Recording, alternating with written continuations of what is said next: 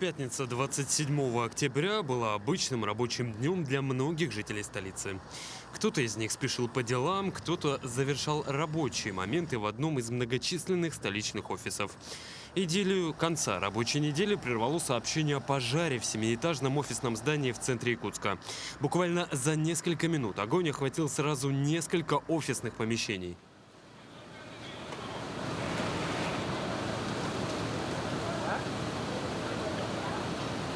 Спустя считанные минуты к зданию были стянуты силы и средства пожарно-спасательного гарнизона, порядка 60 человек и 15 единиц пожарной и спасательной техники. Возгоранию присвоили повышенный ранг опасности, началась эвакуация. Посетители и работники здания в попытках спастись самостоятельно выходили из окон на парапеты 6-го этажа.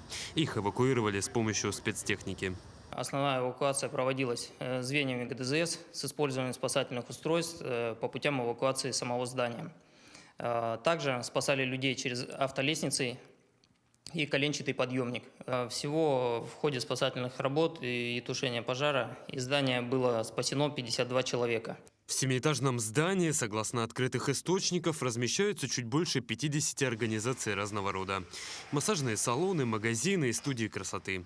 По предварительной информации, огонь начался в одном из салонов из-за неисправности электрического оборудования. Причем, как отмечают те, кто в момент пожара находился в здании, о пожаре они узнали, когда помещение уже заволокло густым дымом.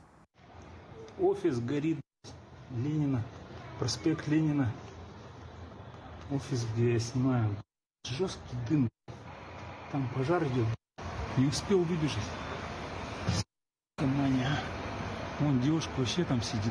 4-й этаж загорелся.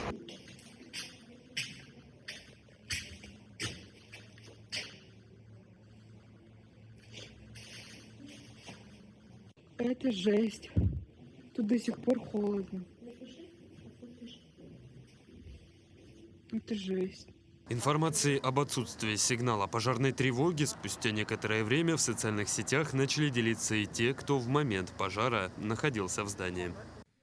Я была на 7-м этаже, когда хотела спуститься через лестницу, увидела черный дым, поднимающийся оттуда, вспомнила, что есть еще лестницы. Второй был, наоборот, ближе к пожару, а третий был заперт, где как раз дыма не было. Пришлось спускаться через первый, еле вышла. Сигнализации не было. На моем этаже никто не кричал, не постучался, все в панике убежали. На 5-м этаже я осталась одна. Все это время не знала о пожаре. А когда открыла свою дверь, там уже был темный, густой дым. Бежать было некуда. С чего администрация здания заварила вход аварийный на 7-м этаже? Пожарным пришлось выбить дверь. Где проверка пожарной безопасности? Их было 5 человек в кабинете на 6-м этаже. Одна вышла через окно, одна пыталась спуститься по лестнице, на 4-м этаже погибла. Остальные 3 девочки пытались, видимо, за ней спуститься. Их нашли то ли на лестнице, то ли на пути к ней. Почему они не вышли за другими через окно, не понимаю. Если бы сигнализация сработала, у всех было бы время хотя бы подняться на 7-й этаж. С места возгорания в медицинские учреждения доставлены более 10 человек. 2 женщины спустя некоторое время скончались в больнице. Остальные пострадавшие находятся в состояниях разной степени тяжести в медицинском учреждении. 5 пострадавшим назначено амбулаторное лечение. 5 пациентов были госпитализированы. У 2 состояние стабильное. В отделение общей реанимации поступило 3 пострадавших. У всех пациентов отравление продуктами горения тяжелой степени. Окончательные причины и виновных произошедшего, безусловно, установит следствие. Остается надеяться, что подобные происшествия послужат сигналом соответствующим службам к заблаговременному проведению проверок. Ведь здесь на кону не сухие отчеты и позитивные цифры, а самое главное – человеческие жизни. Петр Васильев, Джулстан Иннокентьев, Якутск.